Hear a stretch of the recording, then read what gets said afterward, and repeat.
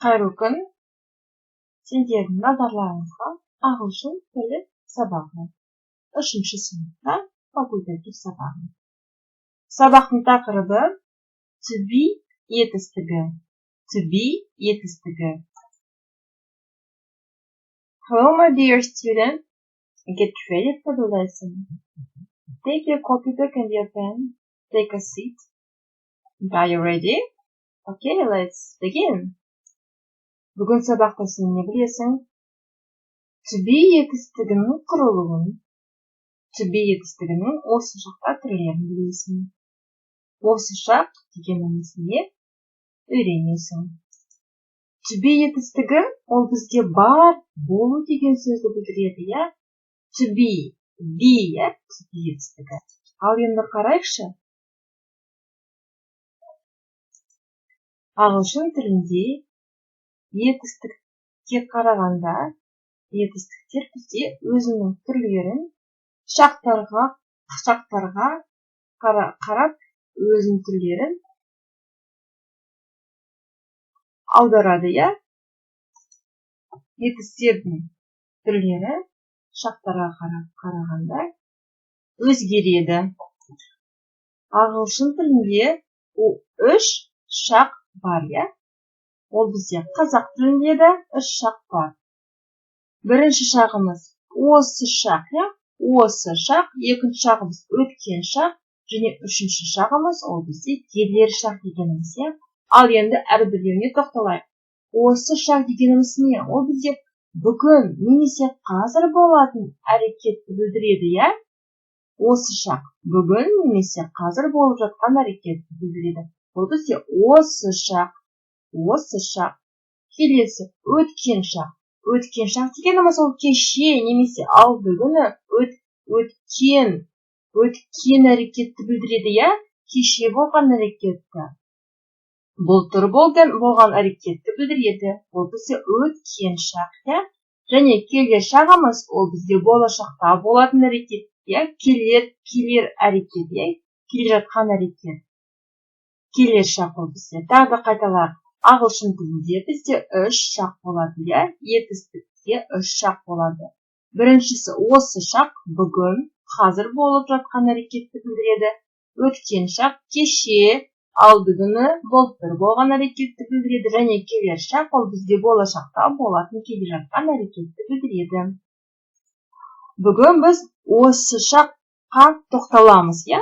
Ол бізде to be етістігінің осы шақтағы түрлеріне тоқталамыз. Осы шақта to be етістігінің бар немесе болу деген етістіктің to be 3 түрі бар. Осы шақта am, is, are. Тағы да am, is, are. Енді қарайықшы. Қай кезде am болады, қай кезде is және қай кезде are болады. Енді өздік есімдіктерді талдайық, я? Өздік есімдіктер ол дегеніміз мен, сен, ол, біз, сіз, олар деген сөз. Ағылшын тілінде мен I болады. I, сен you. Ол қазақ тілінде ол ер бала және қыз бала бірге болады. Ол, ал ағылшын тілінде ол қыз бала she, ал ер бала he болады, я? He, she. Және и есімдігі ол бізде ол жансыз, я? Жансыз жәндіктерге немесе жансыз нәрселерге айтады, я? It. Бұл бізде өздік есімдіктердің жекеше түрі болды, я? Енді өздік есімдіктердің көпше түріне тоқталайық. Біз дегеніміз we. Сіз дегеніміз you. Және олар ол бізде they. Тағы да қайталайық. Бізге to be етістігінің осы шақта түрлерін am, is, are қарау үшін, түрлерін талдау үшін, қалай түрлері өзгереді екен қарау үшін, бізге есімдіктерді білу керек, я? Ол бізде қандай есімдіктер? Ол бізде I, you, he, she, we, you, they деген етістіктеріміз, я? Ал енді қарайықшы, бұл әрбір есімдіктің қасында қандай to be етістігінің түрі болады екен. Міне, to be етістігі бар немесе болу деген аудармасы, я? Мен деген I am болады. I am. Бұны жаттау керек, я? Есіне сақтау керек. I am. Мен бар деген сөз. Я? Мен бар. I am. Келесі. She, all. Ер бала. She, all. Қыз бала және it. Жансыз нәрселерге немесе жансыз жәндіктерге. Ол бізде is болады, я? Бір түрі. Is. She, it. Is болады, я? All бар деген сөз. He, she, it, is. Және үшінші көпше түрлеріне есімдіктердің to be етістіктің түрі are. We, біз. You, сіз. They, олар деген сөз. We, you, they үшеуі бір етістігінің to be етістігінің бір түрі болады. Are. We are. You are. They are. Бұны бәрін жаттау керек, я? To be етістігі осы шарттың түрлері қандай екен? Ол өздік естілікке байланысты, я? Мысалы, I am. Мен бармын. He, she, it. Ол бар. We are. Біз бармыз. You are. Сіз барсыз. They are. Олар бар деген сөз, я? Тағы да қайталайын. I am. He is. She is. It is. We are. You are. They are. Енді қазір қараймыз мысалдарда қалай болады екен. Мысалы, to be етістігі. To be етістігі ол бізде есте болса, бар, болу деген сөзді білдіреді. Мысалы, I am a teacher. I am a teacher. Ол дегеніміз не? Мен мұғаліммін деген сөз, я? Мен мұғаліммін. I am a teacher.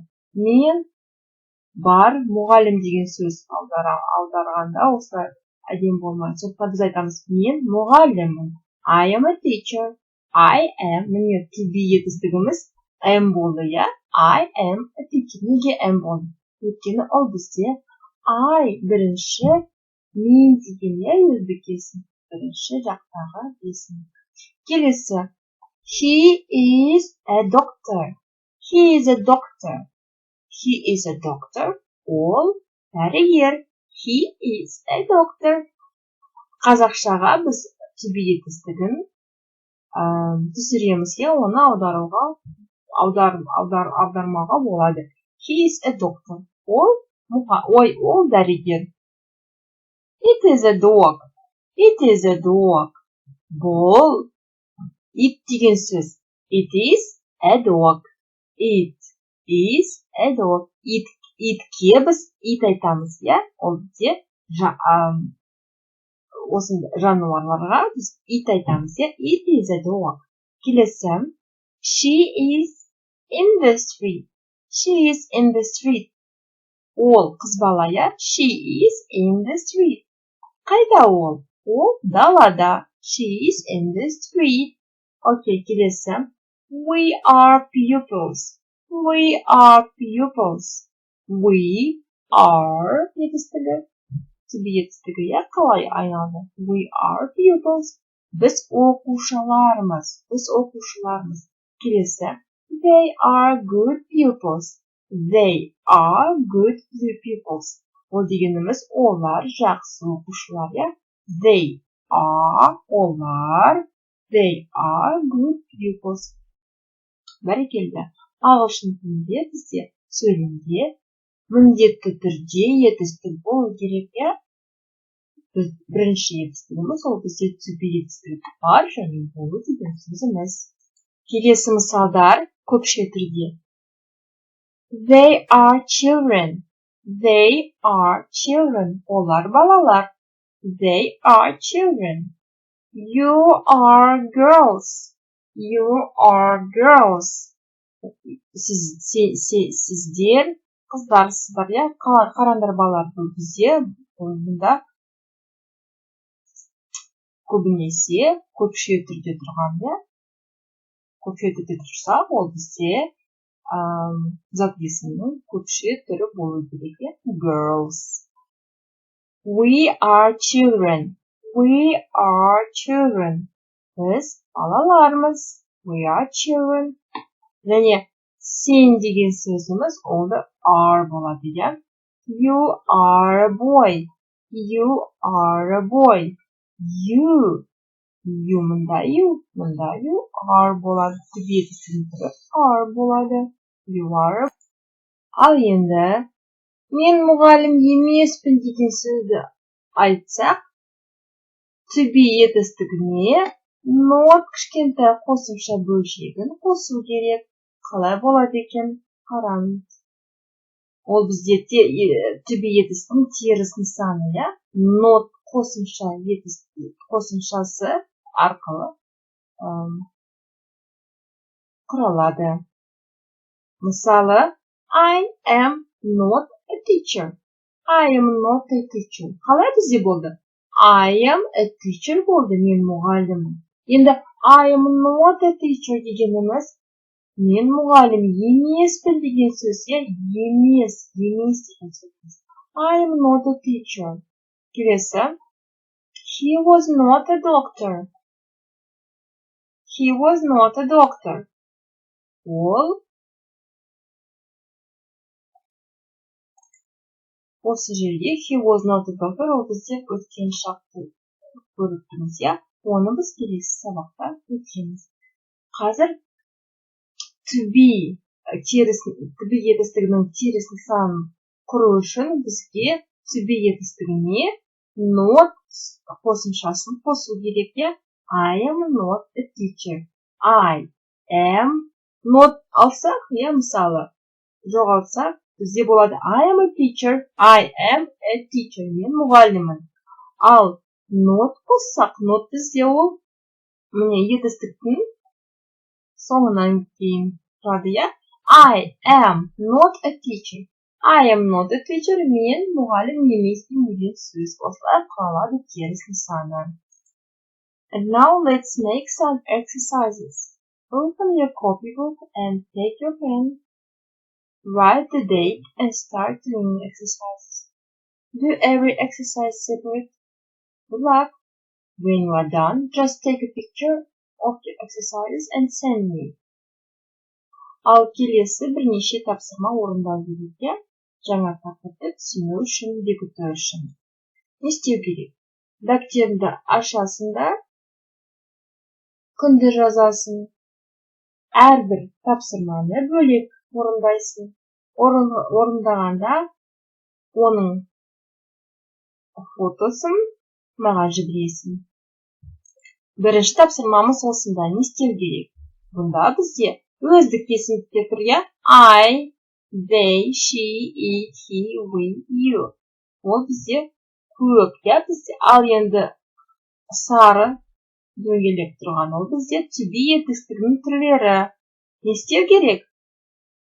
Сәйкестендіру керек, я? Мысалы, I-дің етістігі қандай болады? To be етістігінің. I am осылай сызамыз, я? Немесе дәптерге жазамыз I am деп, және жалғастырамыз осылай. Келесі тапсырмамыз осында, я? Мына үш нүктенің орнына не істеу керек? To be етістігінің түрін қою керек, я? Келесі тапсырмамыз осында. Сөйлемдер топ тұр, я? Міне, I, now, үш деген сөзіміз мұнда шифр бойынша табасын, я? Қоясын да оқисың. Саған досым, сабақтың тақырыбы түсінікті деп үміттенемін. Thank you for your attention. Well done. Goodbye. See you next time.